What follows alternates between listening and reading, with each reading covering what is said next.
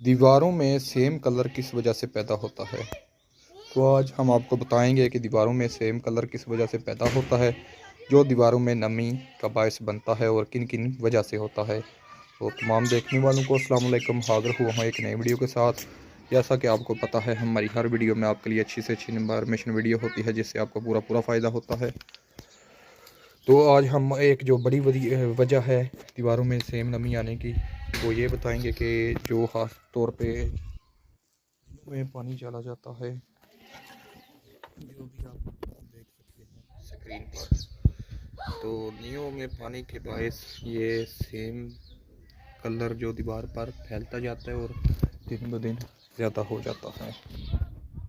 इसका बेहतरीन हल यही है कि जो अंडरग्राउंड पाइप नालियाँ बनती हैं वही बन जाए तो बेहतर है। तो इस चीज़ का ख़ास तौर पे ध्यान किया करें और सेम कलर से अपने मकानों को बचाया करें। और सबसे ज़्यादा जो एक और मसला होता है वो पानी के पाइपों का होता है, वो भी हम आज हमको बताएंगे। तो अभी तक जो वीडियो को लाइक नहीं किया तो वीडियो को लाइक कर दें, ताकि हम ऐसी और वीडियो आपके लिए बनाते रहें। तो उम्मीद करना तुहानू वीडियो की चंगी तरह समझ आ गई होनी है कि सेम कलर इस वजह तो बहुत ज़्यादा फैल जाता है। तो इहदियां और भी काफ़ी सारिया वजूहत ने, लेकिन तुसीं इहदे तो भी कंट्रोल करो।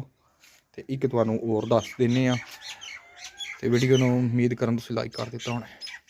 तो उस तो बाद ये जिहड़ा अंडरग्राउंड पाइप वायरिंग का होता है, ये लीक भी काफ़ी ज़्यादा होते हैं कि लीकेज की वजह तो भी ना तो पानी सिमदा है, तो उसकी वजह तो भी सेम कलर पैदा हो जाता है। हत्ता कि जिस दिन तुसी डायरैक्ट मोटर चलाते हो, वाल बंद करते हो, तो पानी इन्ना पाइपों में जो जोड़ होंगे लीक होंगे, तो वो बायस भी है सेम कलर पैदा हो जाता है। ये तो भी कंट्रोल करते करा करो, जो पाइप वगैरह दोबारा सैटिंग कर दिया करो खुदों ही 3 साल बाद लाजमी।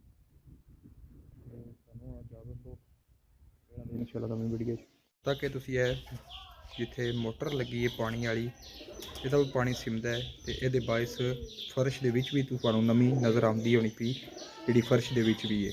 तो इस करके थोड़ा जहा कंट्रोल कर लिया करो इन्होंने पाइपों या जो लीकेज का मसला आता है, इनू प्रॉपर हल कर दिया करो, तो सेम कलर तू कंट्रोल हो जाएगा।